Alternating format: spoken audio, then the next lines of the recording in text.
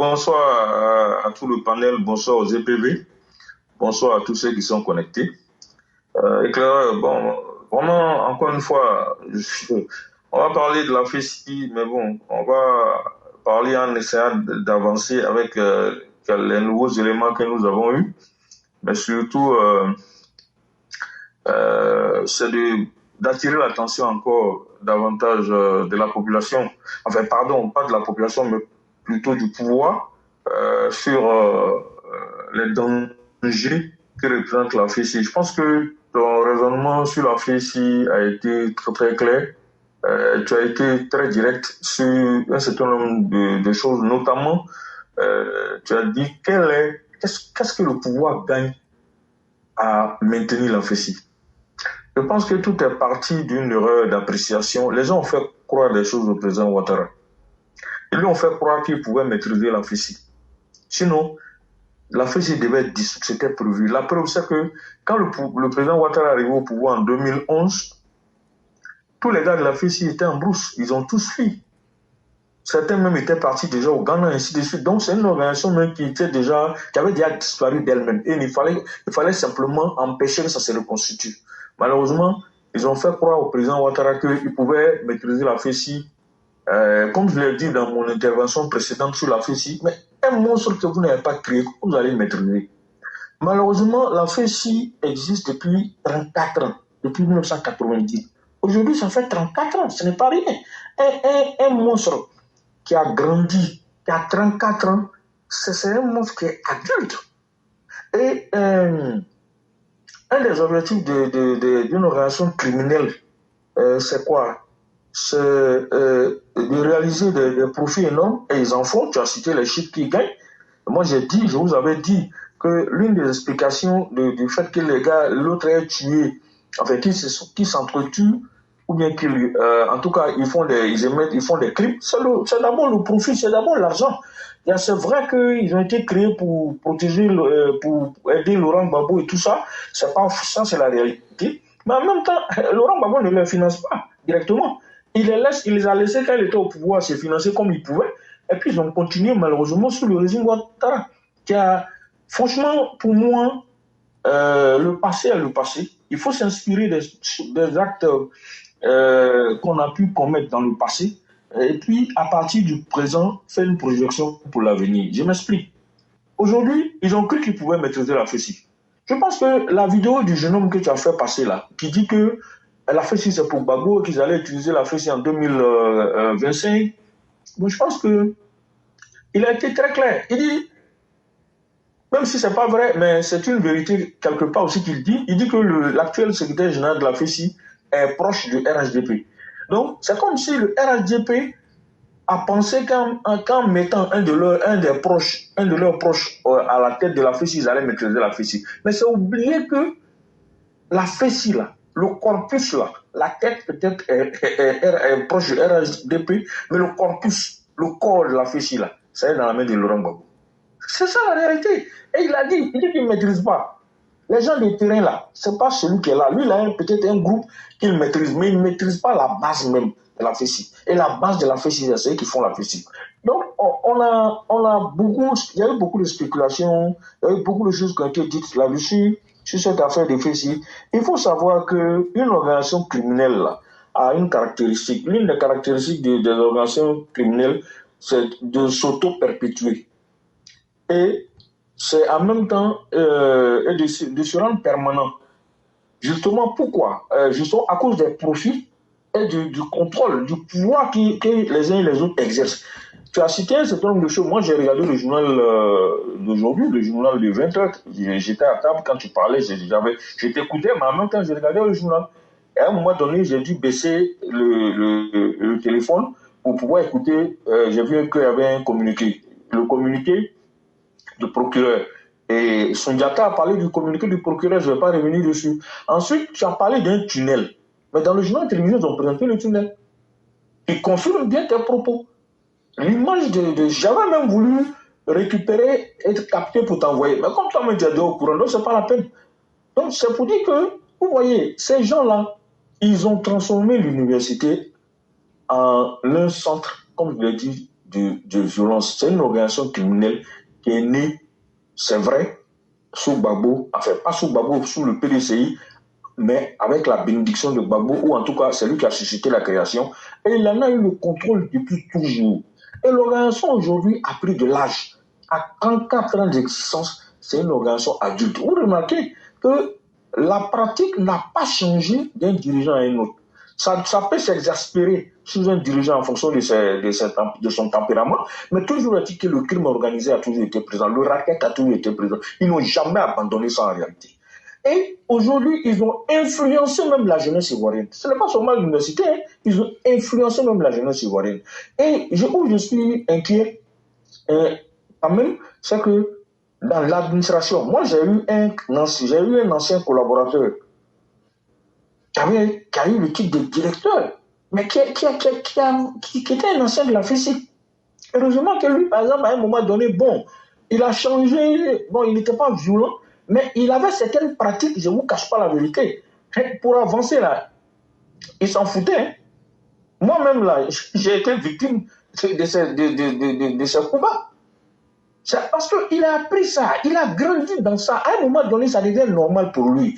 Donc c'est en cela que, moi j'ai dit, on réfléchit trop, on tergiverse trop, le pouvoir tergiverse trop. Les mesures provisoires là doivent devenir définitives. Il faut mettre la FECI, il faut le dissoudre toutes les organisations estudiantiles, sans exception. FECI ou même ceux qui sont soi-disant des organisations de paix, il faut dissoudre toutes les organisations, les mettre en stand-by, écrire, préparer, faire une réflexion. On n'a pas besoin de faire ça à la place publique, et réfléchir correctement, et puis mettre en place de vraies réformes. Je suis d'accord avec la proposition qu'a faite Sundiata. Il faut attendre après les élections de 2025. En toute sérénité, il faut laisser cette période-là passer. Si on s'amuse à ne pas profiter de cette occasion pour prendre nos responsabilités, en tout cas le pouvoir ne prend pas ses responsabilités, il faut que le président Ouattara dise à ceux qui l'ont trompé, ça suffit, je vous ai écouté, mais là je me rends compte que vous m'avez trompé et que voilà le résultat de ce que ça donne. Parce que si les gens de la FECI reviennent encore là, je vous dis, ils vont encore faire plus mal. Ils vont chercher à mettre en place des stratégies qui vont faire qu'ils ne vont plus jamais mourir. Hein. Ça, c'est clair. Il faut faire très attention. On est dans un carrefour, un tournant, il faut profiter de l'occasion. Il faut couper la tête. Si on a coupé la tête, si ça veut pousser ailleurs, on coupe encore. Parce qu'une fois qu'on aura pris un décret ou un arrêté pour dire que toutes les organisations estudiantiles sont suspendues sur tout l'ensemble de l'université, de toutes les écoles, les universités de Côte d'Ivoire, sur toute l'étendue du territoire national, en ce moment, on se donne le temps de réflexion, comme je l'ai dit. On a au moins 1 an, voire 2 ans. Parce que c'est quelque chose qui a traîné dans le temps et dans l'espace. Ça a eu le temps de s'ancrer dans le subconscient des gens. Donc, il faut du temps pour nettoyer le subconscient. Encore une fois, on revient à ce que j'ai eu l'habitude de dire depuis un moment. Quelle société nous voulons laisser à nos enfants? Voilà la réalité. Je l'ai dit la dernière fois, je le répète encore aujourd'hui. Le pouvoir du président Ouattara, sur ce plan-là, le plan de la justice et puis le plan des choses de l'homme-là, il y a un travail encore à faire. Sincèrement, sur ce plan-là, il faut corriger. Parce que, je vous dis, quand le président Ouattara est arrivé au pouvoir en 2011, moi je suis un contemporain de l'histoire de la Côte d'Ivoire. C'est-à-dire que je n'ai jamais, depuis que le président Ouattara est arrivé au pouvoir, moi je n'ai pas encore, depuis 2000, que Gbagbo est arrivé au pouvoir jusqu'aujourd'hui, moi je n'ai jamais quitté la Côte d'Ivoire plus de 2 mois. Quand j'ai trop duré là, c'est 1 mois.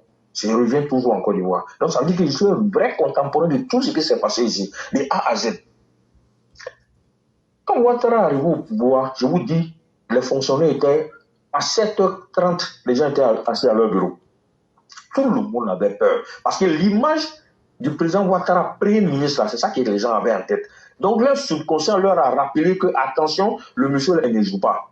Mais quand il est arrivé au pouvoir, malheureusement, certaines personnes, moi je ne vais pas citer de nom aujourd'hui, mais ils se reconnaîtront, éclairés, je sais que tu en connais, ils ont fait croire des choses aux vieux, au Prado, en lui faisant croire que non, on peut maîtriser ça là, on peut maîtriser ceci, Finalement, Le vieux a laissé tomber un certain nombre de choses. Il leur a fait confiance parce que ce sont que ses collaborateurs.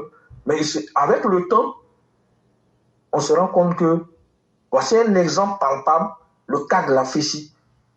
C'est un échec.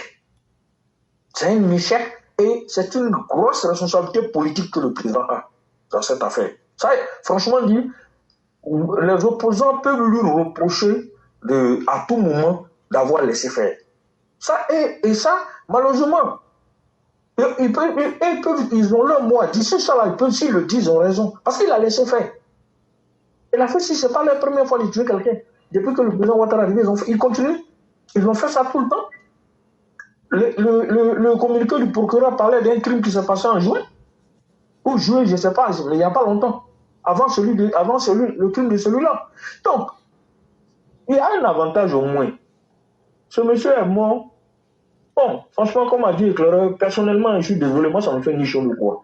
Parce que lui-même, là, sa personnalité et ce qu'il a fait comme crime, tout le monde en parle. Il y a beaucoup de gens qui font des témoignages aujourd'hui sur les réseaux sociaux sur ce qu'il faisait. Donc, lui, c'est pas quelqu'un, c'est vrai, c'est une personne qui est décédée, donc, qu'on a tué, par rapport à ça, il faut appliquer la loi. Il n'y a pas de souci à ce niveau-là.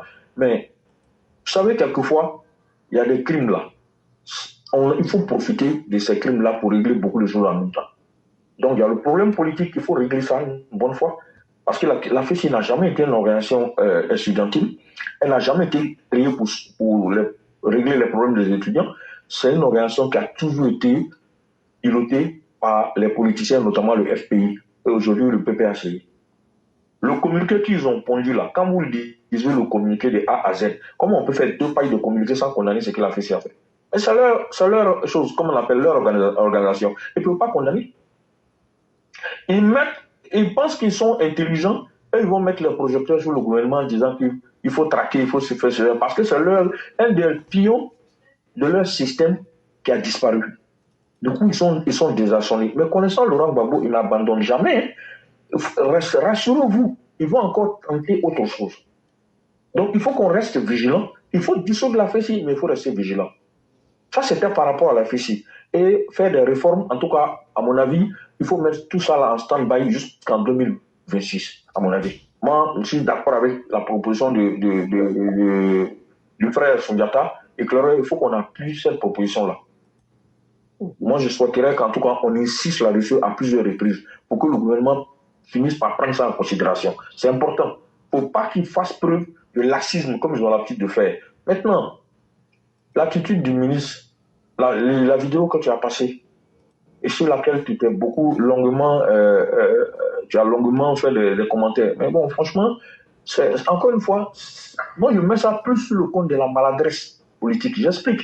Je ne suis pas en train de justifier ce qu'il a fait. Hein. J'explique que eux là, ils ont cru qu'ils allaient maîtriser la FECI en faisant des bêtises de ce genre. Il y a la maladresse, mais il y a surtout pour quelqu'un comme lui, qui est un intellectuel, qui est reconnu comme étant une personne très intelligente, qui a eu de gros diplômes, il est nul en politique. Parce que ces genres d'images te rattrapent toujours. Tu ne peux pas aller donner de l'argent en public à une organisation étudiantine, même s'il était vrai que cette organisation n'était pas violente. Il n'a pas le droit de donner de l'argent en public à une organisation étudiantine.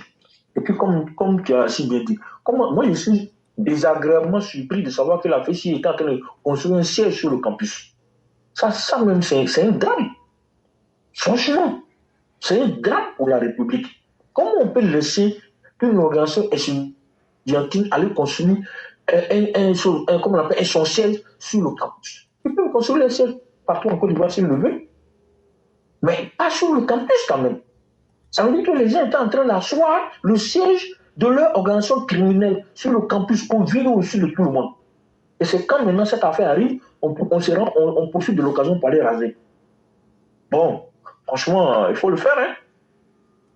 Moi, je pense qu'il y a trop d'erreurs politiques, souvent, que nous commettons, qu'on peut éviter.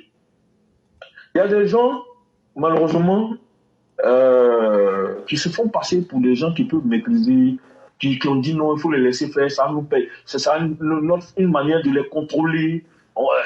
Ça permettra de savoir s'il y a des problèmes, à qui la faute? Non, ça ne marchera pas.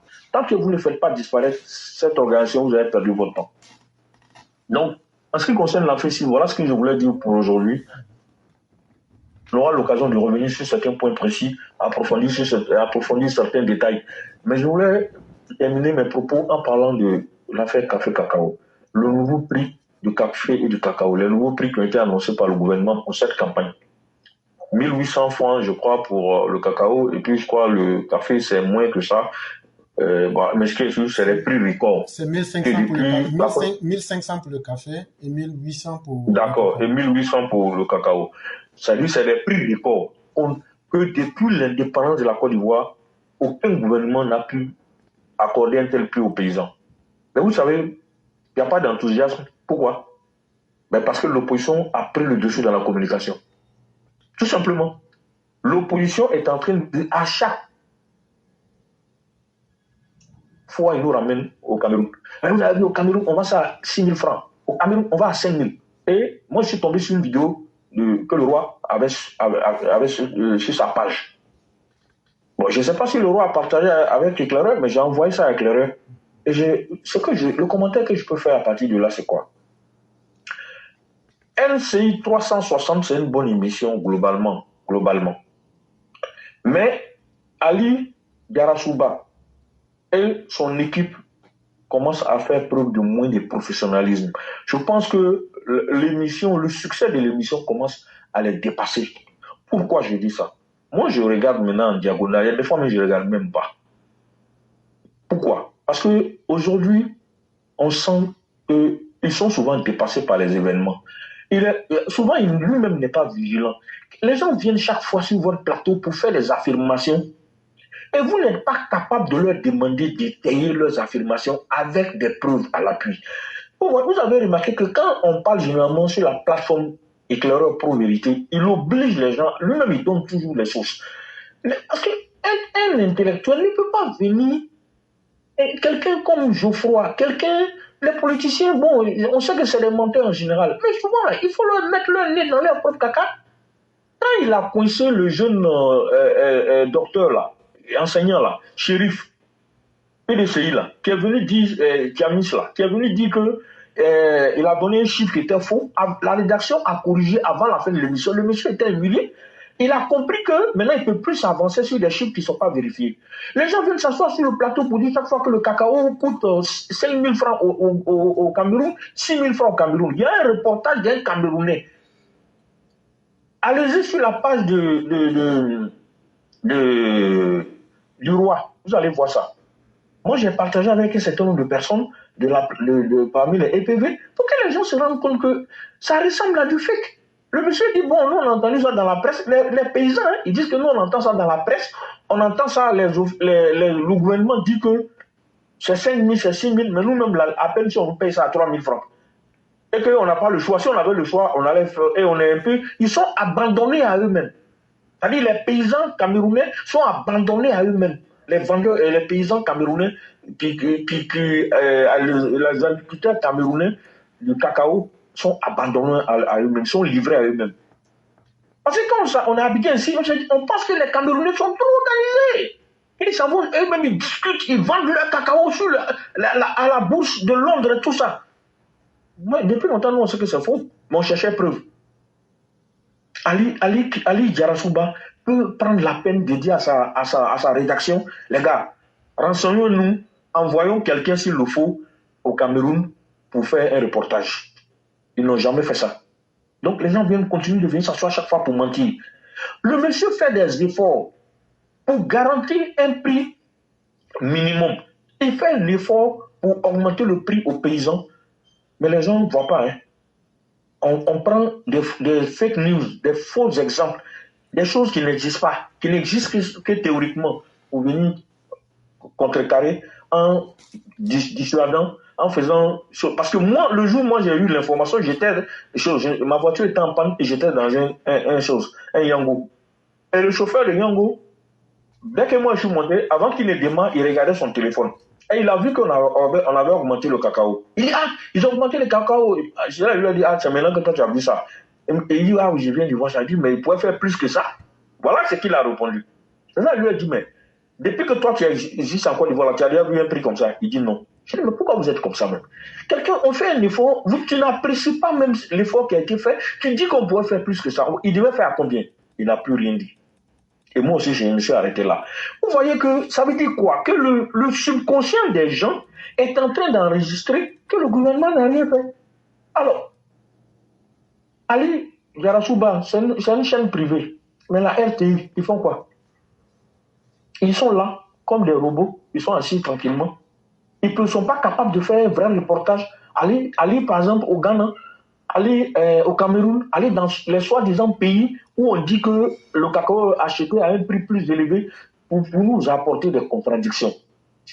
Soit pour confondre le gouvernement, soit pour permettre au gouvernement d'être un peu plus à l'aise. Mais le ministère de l'Agriculture, ils font quoi? Il n'y a personne qui s'occupe de la communication là-bas. Le conseil café cacao, ils font quoi?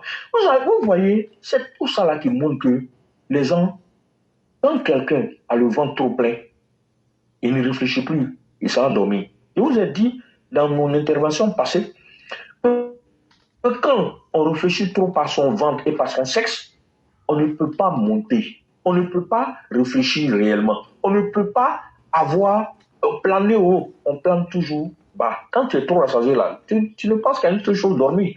Parce qu'il faut que tu digères. Les gens dorment. Malheureusement, il va falloir que le président Ouattara réveille les gens. Il faut qu'il tape du poing sur la table pour que les problèmes de communication dont nous avons parlé jusqu'à présent continuent, s'arrêtent. Il faut qu'on trouve une solution, une bonne fois pour tout à ça. Ça n'a rien à voir même avec forcément les élections de 2025.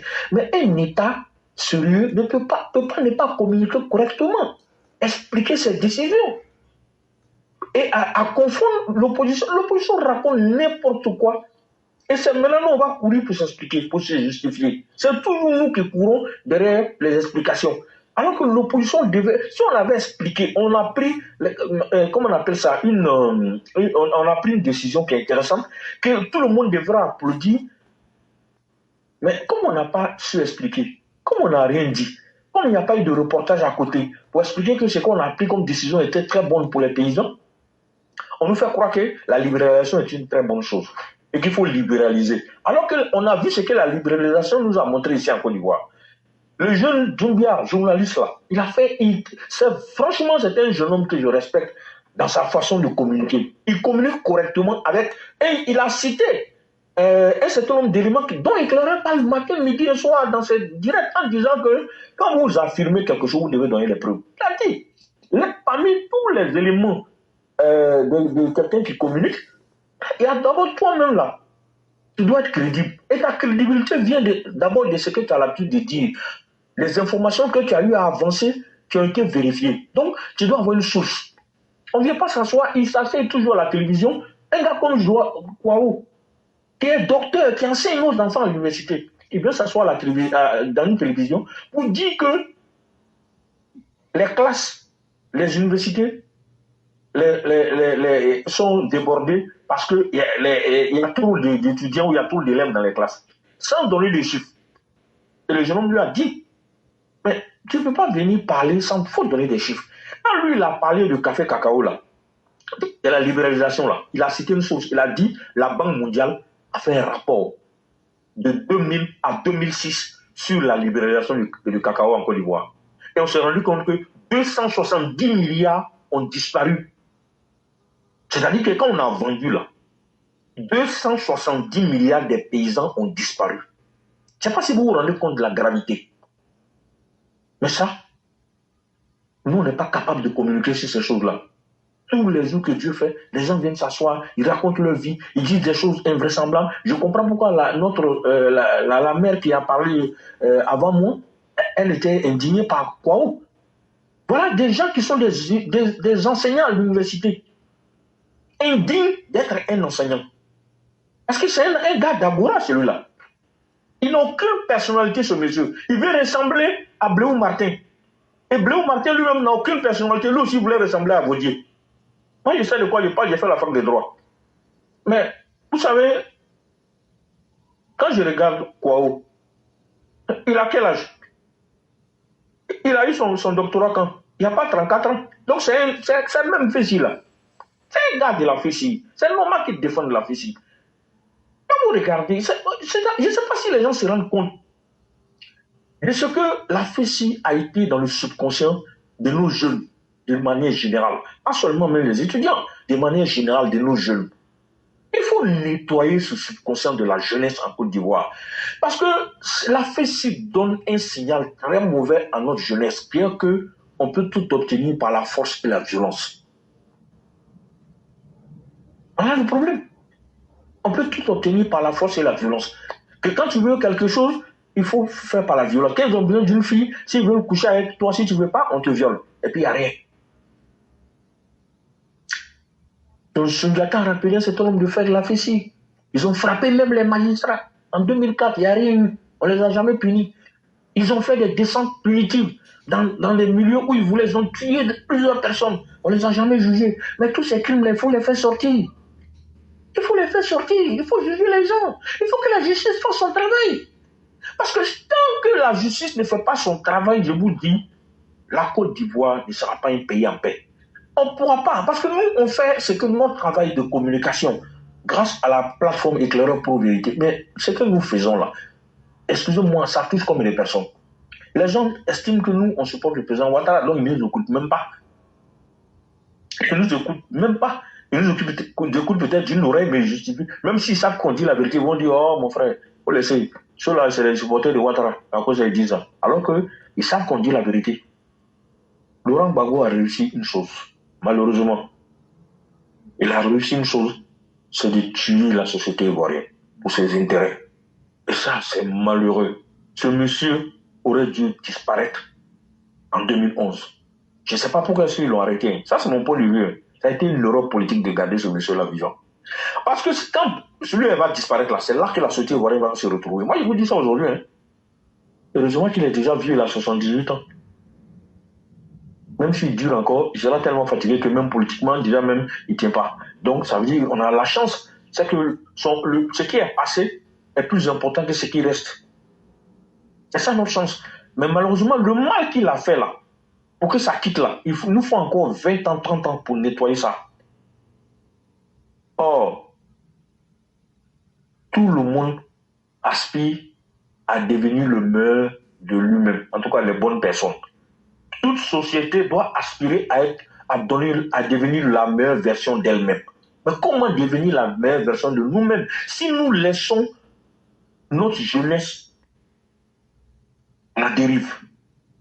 Oui, le président Ouattara a mis des milliards à l'université, mais Bakongo a échoué dans son action. Parce que c'est lui qui était le ministre du président Ouattara juste après la prise de pouvoir du président Ouattara. Il fait partie des gens qui ont fait croire au président Ouattara qu'il pouvait maîtriser la Fessi. Mais malheureusement, il n'a pas pu. Et il ne pourra pas, personne ne pourra, sauf le Gbagbo lui-même. C'est lui qui peut maîtriser sa chose. Même si Gbagbo meurt là, quelqu'un d'autre ne peut pas maîtriser la Fessi. Moi, je vous dis ça. Ils ne pourront pas être fidèles à quelqu'un d'autre si ce n'est pas à lui. C'est parce que ça se transmet de génération de dirigeants en génération de dirigeants. Ça fait partie, c'est un code. C'est un code, c'est comme la mafia là, c'est comme ça. Il y a des choses auxquelles on ne touche pas. C'est comme l'organisation spirituelle. Malheureusement, une organisation spirituelle, mais dans le mauvais sens. C'est la même chose dans les organisations criminelles. Il y a des codes. Quand tu arrives, si tu ne respectes pas les codes là, on te zigouille. C'est comme ça ils sont. Donc, celui qui arrive là, qui va, même le Kambou là, s'il reste, il va rien comprendre, il va prendre la fiche pour donner à Gbagbo en 2025. C'est moi qui vous dis ça. Il ne pourra pas. Même si on ne le met pas en prison, il peut rien faire, il ne pourra rien faire parce qu'il y a un code.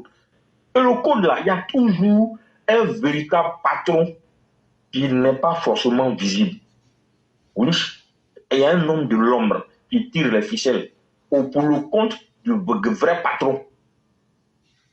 Quel Laurent Gbagbo. Donc, franchement, si vous voyez comment l'homme fonctionne, c'est comme le subconscient. Le subconscient de l'homme a plus de pouvoir sur son conscient. La partie consciente, là, c'est l'iceberg, c'est ce qu'on voit. On a l'impression que c'est le secrétaire général. Mais en bas du secrétaire général, là, il y a qui? Et en bas de celui qui gère à l'intérieur de l'organisation, qu'on ne voit pas de nos yeux, là. celui qui gère les intérêts du grand parrain là.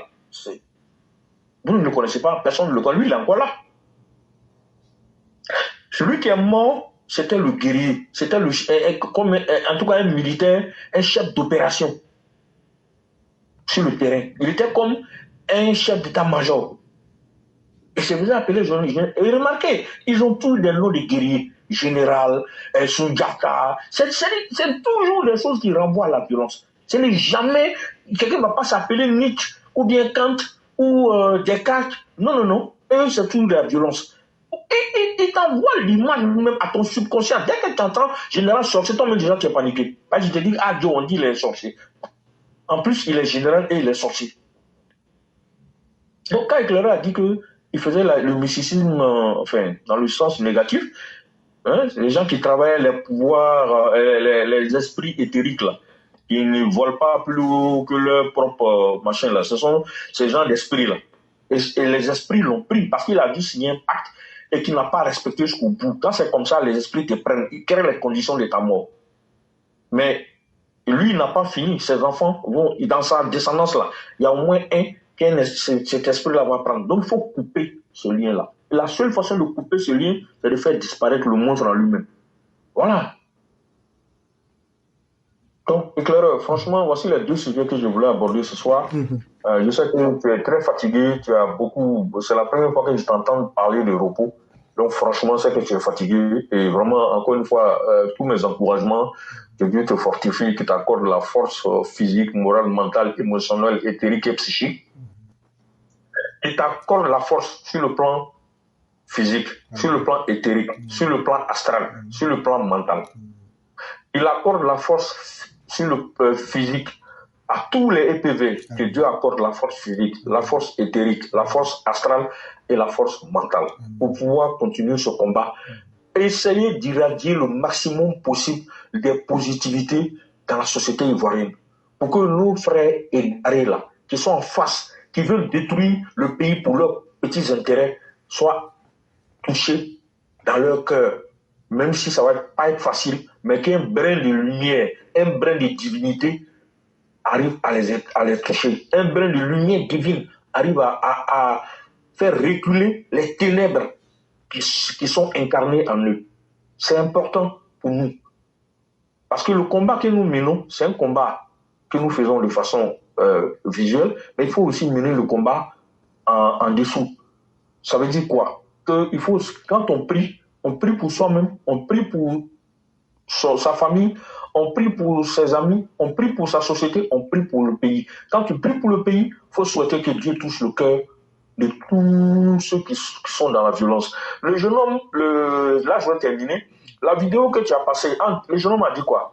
Que Gbagbo s'est rendu compte qu'il n'arrive plus à faire sortir les gens. Ça fait plaisir. Ça veut dire qu'il y a un travail de fond qui a été fait sur le subconscient des Ivoiriens. Et je dis bravo à la classe Éclaireur Pro-Vérité dans ce sens-là. Je sais qu'on ne sommes pas les seuls, mais nous y avons contribué, nous avons apporté notre pierre à l'édifice, à construire, à permettre aux Ivoiriens de faire attention et de comprendre qu'on n'a pas intérêt à aller mourir pour un politicien. Surtout un politicien qui n'a pas été capable, à aucun moment, de vous dire Yako, parce que vous avez perdu quelqu'un.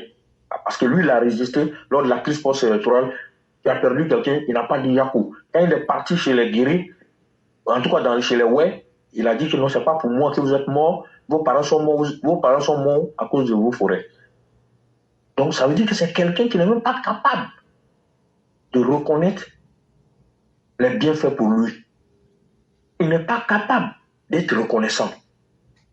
Mais le diable ne reconnaît pas, Satan ne reconnaît pas, pour la simple raison que c'est un esprit. L'esprit là n'a pas... Quand tu as passé un pacte avec un esprit en griffe maléfique, il n'y a pas de sentiments. Les esprits n'ont pas de sentiments. Si tu fais du sentimentalisme, l'esprit te prend toi-même. C'est pour ça que la sorcellerie là, ce qu'on appelle la sorcellerie, en fait, c'est des bandits psychiques qui évoluent au niveau du bas astral. Ceux-là, ils n'ont pas de sentiments. Le sorcier donne son enfant qui lui rend le plus grand service. C'est pourquoi? Parce que le sorcier a signé un pacte avec un esprit. Et l'esprit, là, n'a pas d'état d'âme. L'esprit va lui dire, c'est ton enfant qui dégage des bonnes vibrations. C'est ça que moi, il veut. Et c'est ça qu'il a oublié de donner pour pouvoir monter en grade. Il ne donne pas parce qu'il s'il ne donne pas, c'est lui-même qui a parti. Donc, ça fait que finalement, ils sont sans état d'âme, ils n'ont pas piqué. Et une fois que le pacte est scellé sur le plan astral, même si la personne meurt, mais ça se réalise dans son absence, hein, parce que c'est déjà scellé.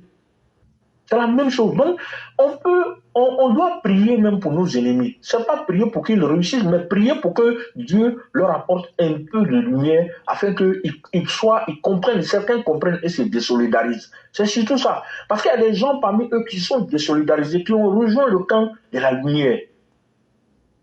Il y en a qui parlent sur les réseaux sociaux, on les entend. Ils demandent pardon même au président Ouattara. On en voit presque tous les jours les vidéos. Mais ça, c'est vrai que ceux qui parlent, mais il y a beaucoup qui ne parlent pas. Mais qui ont changé de camp, qui ont compris qu'ils ont été induits en erreur. Et celui qui avait été dépeint comme étant le diable, c'est lui qui est le divin, qui est envoyé par le divin. Voilà la réalité. Donc, pour m'arrêter là, le discours de ce jeune homme-là, c'est Dieu qui a encore agi à travers lui. Vous voyez, le cosmique, ce que nous appelons Dieu là, il est capable d'enlever dans le caca, il va enlever l'or dedans. Et dans l'or là, il va enlever caca dedans. Donc c'est pour vous dire que nos ennemis membres là, ils nous permettent d'avancer aussi, quelque part. Et nous devons demeurer en prière. Il ne faut jamais baisser les bras. Quelle que soit la situation, il faut que tu comprennes que ce qui t'arrive comme difficulté, c'est un moyen pour pouvoir avancer. C'est une leçon de la vie que tu dois pouvoir utiliser, transmuter. Aimé Césaire disait que tout le secret de la vie, c'est de transformer un inconvénient en avantage. Aujourd'hui, la fécie est un inconvénient. Nous devons transformer ça en avantage pour légiférer pour nos enfants et nos descendants. Et pour la jeunesse ivoirienne. Parce que la jeunesse d'aujourd'hui, là, ce sont les adultes de demain. Pourquoi éclaireur? La plateforme va avoir du poids spirituellement. Et va continuer à avoir du poids spirituellement tant que nous allons continuer avec cet état d'esprit. Le cosmique nous a déjà envoyé un goni, je dis bien goni, j'ai fait exprès pour employer ce mot-là, un goni d'esprit positif pour venir nous soutenir. Je vous dis ça aujourd'hui.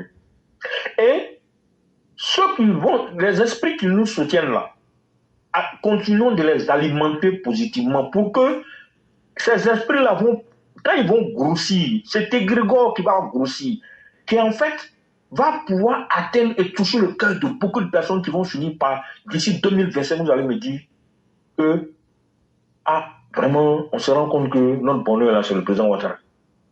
Notre bonheur là, c'est le RHTP. Ceux qui sont à côté là ne peuvent rien créer. Nous, on a pris conscience avant. Nous avons un devoir qui est très difficile, très compliqué, très complexe, de pouvoir aider nos frères à sortir de l'ombre, de pouvoir aider nos frères à sortir des ténèbres politiques. Parce que la Fessi est une personnalité morale ténébreuse. La Fessi, c'est un esprit ténébreux. C'est un esprit négatif qui se nourrit de la souffrance des gens qui sont ses victimes. C'est malheureux de le dire, mais c'est la vérité. S'il n'y a plus d'énergie négative pour se nourrir, l'être spirituel négatif là va disparaître de lui-même. Cet égrégore va disparaître. Il ne pourra plus se recréer pour pouvoir avancer. C'est ça la réalité. Et c'est pour ça que le gouvernement doit poser cet acte de guillotinage. Il faut guillotiner la Fessi. Oui, j'emploie le mot exprès. Il faut guillotiner la Fessi. C'est très important. Il faut les guillotiner physiquement, mais il faut les guillotiner spirituellement. Oui. Si physiquement on prend un décret ou un arrêté pour dissoudre la Fessi, toutes les organisations estudiantines, on aura agi physiquement. Sur le plan éthérique, l'esprit sera un peu désarçonné, il va commencer à se chercher. Et quand il ne va plus recevoir d'énergie venant du plan physique, il va commencer à se désagréger.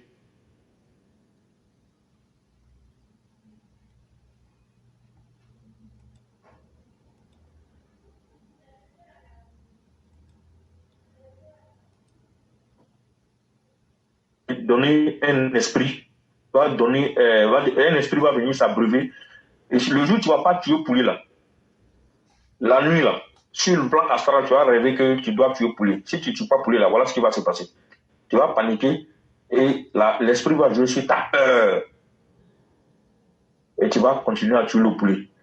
Le jour où tu meurs, il y a dans ta descendance là, l'esprit là, et lui il est là-haut.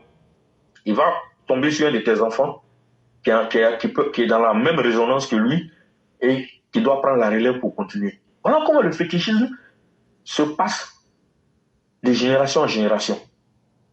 Donc, à un moment donné, il faut couper le lien. C'est ce lien-là que le gouvernement doit couper. S'ils n'ont pas coupé ce lien-là, après 34 ans, c'est mort. Il faut aussi expliquer que quand les gens disent que la fessée c'est un esprit, c'est qu'ils ne comprennent pas. Il y a un pacte de sang qu'ils ont. Absolument. Laurent Gbagbo que vous voyez là, à la création de la fessée là, il y a des mots qui se sont dit entre eux. Ils ont signé un pacte de sang. Ils se sont mélangés les sangs entre eux. Et ça là, tant qu'ils auront des descendants, la fessée va toujours exister. Il faut qu'on casse d'abord le noyau, physiquement, avant maintenant d'agir sur c'est important, hein? C'est important, hein? Les gens s'amusent. Tu sais, hein? Ce que j'ai commencé à dire là, je juge sur tout ce que j'ai dans ma vie, je n'avais pas prévu de dire ça. Mais au fur et à mesure que je parle, excusez-moi, c'est pas pour faire peur à quelqu'un, il y a une voix qui me dit de dire. Moi, à un moment donné, ce que je dis même là, ça vient comme ça. Et je ne le dis pas parce que j'ai envie de dire, je le dis parce qu'on doit éclairer, on est à l'ère de Verseau, on doit éclairer nos frères et nos sœurs. On n'est pas en train de vouloir se faire passer pour les sachants. Ça ne m'intéresse pas. La preuve, c'est qu'on ne se voit pas. Vous ne me voyez pas, je ne vous vois pas. Donc, dans quel sachant je vais chercher à faire là? Moi, je cherche à donner le plus d'informations possible pour sauver notre nation, notre pays là. On vient de jouer la Coupe du Monde de Maracana. La Côte d'Ivoire a pris la Coupe du Monde de Maracana. On pense que tout ça là, c'est des signes que le cosmique nous donne pour dire que ce qui est en place là, c'est important. Tous les lauriers que nous glanons là, c'est pas pour rien. Moi, je vous dis ça aujourd'hui. Si Chaka Dia n'avait pas été à Paris, comment on appelle ça, aux Jeux Olympiques de Paris en 2024, on allait ramasser beaucoup de médailles. Moi, je vous dis ça. On allait ramasser beaucoup de médailles. Mais comme il est négatif là, quand il est parti là-bas, le cosmique n'a pas voulu que ça se passe. Pour ne pas qu'il utilise ça politiquement. Moi, je vous dis. Parce que c'est une intelligence supérieure qui réfléchit et plus vite que vous-même. Parce qu'avant que toi-même tu réfléchis à l'intelligence, a déjà tout planifié. Je vous ai dit dans mon intervention passée que le président Ouattara, là où il a mis la Côte d'Ivoire, là, si tu n'as pas de bonnes vibrations, tu ne peux pas t'asseoir sur le fauteuil présenté. Éclaireur parlait aujourd'hui, il a parlé de... Vous savez pourquoi souvent je reviens sur certains propos d'Éclaireur? C'est pour l'aider dans sa communication. Je ne fais pas ça parce que je pense que vous n'avez pas compris. Non, c'est pas ça. Je le dis pour revenir, pour dire la chose autrement. Éclaireur a dit que ça chauffait. Mais j'avais mis dans le commentaire que le fauteuil chauffe. Mais comme j'ai vu que j'allais prendre la parole, j'ai supprimé. Le fauteuil présidentiel de Côte d'Ivoire, là, ça chauffe. La preuve, quand Gbagbo a pris le pouvoir, est-ce qu'il s'est assis réellement sur le fauteuil? Regardez, dès qu'il a pris le pouvoir, il a pris dans Gbagbo, il ne s'est jamais réellement assis sur le fauteuil. Il était assis sur une fesse, jusqu'à ce qu'il perde le pouvoir. Parce que les vibrations du fauteuil, là, c'est trop fort pour lui. Maintenant, le président Ouattara est venu enlever tous les nyama-nyama qui sont sur le fauteuil. Il a nettoyé ça pour déposer. Donc, n'importe qui, même si lui-même il désigne quelqu'un, je vous jure, si sa mission est finie, la personne peut s'asseoir. Si sa mission n'est pas finie, la personne ne s'assoit pas. Et si sa mission est finie, que la personne s'assoit, c'est pour ça que moi, je vous dis, moi, une de mes prières, c'est que le président Ouattara puisse avoir l'inspiration divine nécessaire, suffisante, pour pouvoir désigner son digne successeur. Moi, je vous dis ça. Et que si jamais il désigne son digne successeur là, il va avoir peut-être un peu de... Il y a toujours un peu de... Les gens vont réagir un peu, mais la personne va s'asseoir. Et la personne va continuer. l'œuvre du président Ouattara. Moi, j'ai un soupçon sur la personne. Moi, je soupçonne quelqu'un. Quand il dit soupçon parce que pour l'instant, je ne veux pas rentrer dans tous les détails. Mais moi, je sais que je vois quelqu'un qui est là. Même s'il y a une personne qui s'interpose là, cette personne-là doit s'asseoir. C'est cette seule personne qui peut réellement continuer l'œuvre du président Ouattara sur le plan spirituel. Je vais m'expliquer. Hein. Il y a une maman qui a dit comment les gens peuvent être autour du vieux comme ça, et puis beaucoup font des choses à leur propre guise. Ils sont avec le vieux, mais ils sont avec Sorobio. Ils sont avec le vieux, ils sont avec l'opposition. Parce qu'ils ne veulent pas perdre. Mais il y a celui dont je parle là. Lui, il est prêt à mourir pour le vieux. Oui. Et parce qu'il est prêt à mourir pour le vieux va lui communiquer quelque chose spirituellement. Ce n'est pas le vieux même qui va décider. C'est le cosmique. La résonance, il va créer une connexion. C'est comme un passage de témoin. Sur le plan spirituel, oui, la personne n'aura pas la baraka du vieux, mais la personne aura une partie de la baraka du vieux qui sera suffisante pour continuer l'œuvre. Parce qu'on ne peut pas remplacer quelqu'un complètement, ce n'est pas possible. Mais la personne viendra avec ses qualités. Et le vieux a déjà mis son carnet d'adresse à la disposition de la personne. Moi, je vous dis ça. Ce n'est pas quelqu'un qui m'a dit, hein, mais quand je sens les choses là, en général, ce n'est pas faux. Moi, je sens ça. Et je sais que l'histoire même va se répéter. Parce que cette personne-là et le vieux, c'est pas aujourd'hui, elles sont ensemble. Dans une incarnation passée, elles ont travaillé ensemble. Quand le vieux a laissé, c'est lui qui a pris. Moi, je pense que c'est lui. Ça, c'est mon point de vue. Hein. Ce n'est pas quelqu'un qui m'a dit. Je pense que c'est lui. Mais lui-même, peut-être qu'il doute. Mais c'est normal, il doit douter. Il doute pourquoi? Parce qu'il a envie de bien faire aussi. S'il prend, il ne veut pas gâter le nom de son frère. Ah, lâché. Bon, bref, les gars, au clair, je m'arrête là. Bon, les gars, bonne soirée. Il n'y a pas de problème. Voilà, vraiment, que Dieu nous aide, que Dieu nous accorde la bonne compréhension, que Dieu nous accorde longue vie et bonne santé. Je n'ai aucun lien, je n'ai jamais croisé le Prado, comme je l'ai vu au cimetière à l'enterrement de Guinée Kobila. Vous imaginez, ça fait très longtemps, mais je n'ai jamais eu l'occasion de l'approcher. Je n'ai jamais eu l'occasion de le voir, c'est seulement à la télé que je le vois. Les seuls entourages du Prado que je connais personnellement, il y a Bakongo, il y a Sidi, il y a le ministre de la Justice, qui est mon ami, on a fait l'université ensemble, c'était mon binôme quand on était en deuxième année de droit. Bon, il y a d'autres personnes que je connais personnellement. Mais honnêtement, tous ces gens-là, personne ne m'a jamais soutenu dans ma vie. Donc, c'est pour vous dire que ce que j'étais en train de dire là, si vous avez deviné de qui je parlais, c'est peut-être Dieu a parlé à travers ma petite bouche, à travers ma modeste personne. Pour vous dire que, pour vous annoncer quelque chose certainement qui, peut-être, il y a 90% des chances que ça se réalise. Pas parce que, moi je ne le connais pas, hein, personnellement. Je ne l'ai jamais vu comme ça de vive voix. Je ne l'ai jamais vu comme ça. Honnêtement. Au début même, je peux vous dire, la personne ne me disait rien. Mais au fur et à mesure, quand on prie, quand on demande à Dieu de nous aider pour la suite, c'est l'image là que moi je vois. Parce que quand moi je regarde tout autour là, hey, je vous dis la vérité, hein, la plupart des gars qui sont autour du Prado là, Wallahi Billahi, pour parler comme nous parents du là, c'est pas bon. Ils sont tous préoccupés par leurs intérêts personnels. Je vous dis la vérité. Si on ne tue pas la Fessi, on ne fait pas disparaître la Fessi, Sorobio m'est arrivé Premier ministre. Si on ne fait pas attention, ça fout là, un gars de la Fessi risque de prendre le pouvoir un jour. Et je vous dis, ce sera le crime organisé à la tête de la Côte d'Ivoire pour peut-être 50 ans. Donc c'est ça, à chaque fois là, c'est ce que nous devons éviter. Donc il faut que la Fessi disparaisse. Éclaireur. On leur demande pardon. Ils n'ont qu'à faire à cause de Dieu. Ils n'ont qu'à faire à cause de eux-mêmes. Tout ce qu'ils ont fait depuis qu'ils sont au pouvoir, là, ils n'ont qu'à penser à ça et dissoudre la Fessi. Effectivement. Si le ciel va tomber sur la terre, là, ça n'a qu'à tomber. On a dissous sur le parti de Sorobio. Le ciel n'est pas tombé sur la terre.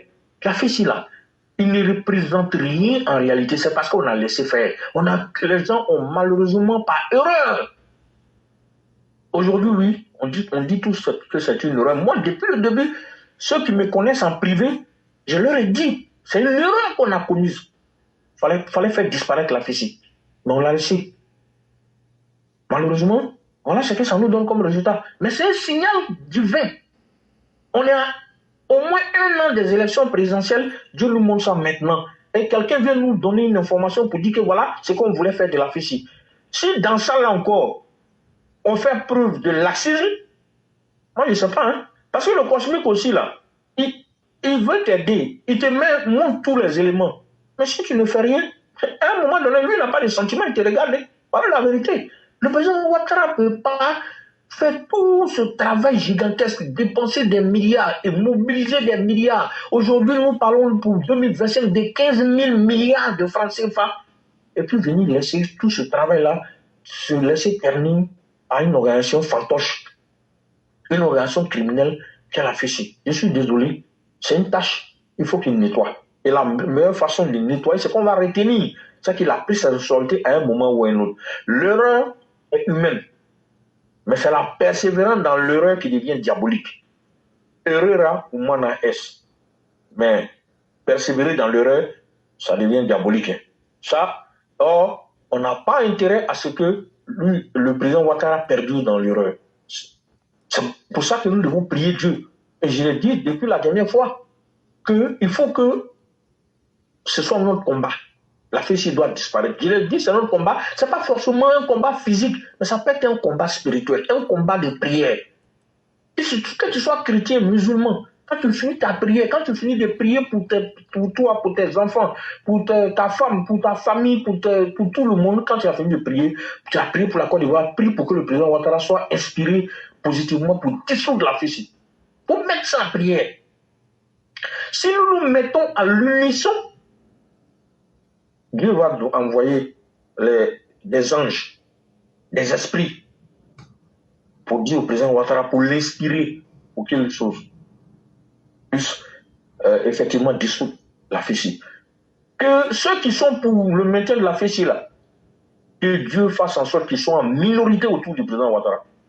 Que ceux qui sont pour la dissolution de la fessée, que Dieu fasse en sorte qu'ils soient majoritaires auprès du président Ouattara, qu'ils aient plus de poids, qu'ils n'aient d'oreilles que pour ceux-là.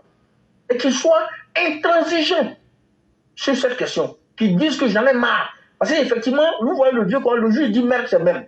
Voilà, moi je veux que je sois dans cet état d'esprit-là.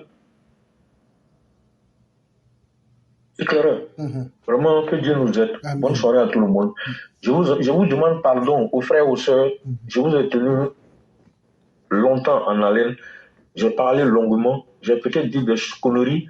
J'ai peut-être dit des choses intéressantes. Mais c'est parce que je veux bien faire que je vais parler longuement. Je ne savais pas que j'allais parler aussi longuement. Mais je remercie Éclaireur de m'avoir laissé parler aussi longuement. Mais je pense que ce que j'ai dit, même si c'est 20%, il y a quelque chose de bon qu'on peut prendre dedans pour travailler. Et je souhaite qu'il en soit ainsi, que Dieu nous donne la bonne compréhension aujourd'hui et demain, après-demain et pour toujours. Vive la classe Éclaireur pro-vérité. Vive tous les EPV. Vive tous ceux qui sont connectés. Que Dieu nous donne la force et la baraka nécessaire pour mener à bien ce combat que nous menons. C'est vrai, pour le président Ouattara, mais nous menons ce combat en réalité pour la Côte d'Ivoire, nous menons ce combat pour nos enfants, nous menons ce combat pour nos descendants. Vous qui êtes même à l'extérieur du pays, nous vous remercions pour tous les efforts physiques, les efforts spirituels, les efforts que vous faites sur tous les plans, les efforts financiers, pour que notre pays puisse avancer. Parce que si nous abandonnons la lutte, nous avons tué la Côte d'Ivoire. Or, la Côte d'Ivoire doit vivre. Et doit bien vivre. La Côte d'Ivoire doit rayonner et doit bien rayonner. La Côte d'Ivoire doit être la lumière de l'Afrique. Pas seulement de l'Afrique de l'Ouest, mais la lumière, la torche, le phare de toute l'Afrique, du monde entier. La manière dont tous les gens qui souffrent dans leur vie, qui cherchent le bonheur, courent pour venir en Côte d'Ivoire, c'est un signe qui doit montrer au monde entier que ce pays-là n'est pas n'importe quel pays. Ce n'est pas parce qu'on le dit, c'est la réalité. Tout le monde le sait. Tu te mets contre la Côte d'Ivoire, tu t'es mis contre toi-même. Tu te mets contre le Prado, tu t'es mis contre toi-même. Que l'opposition échoue le matin, que l'opposition échoue à midi, que l'opposition échoue l'après-midi, que l'opposition échoue la nuit, que l'opposition échoue 24 heures sur 24 contre le Prado, contre le RHDP. Que l'opposition soit démasquée 24 heures sur 24 dans tous leurs desseins maléfiques.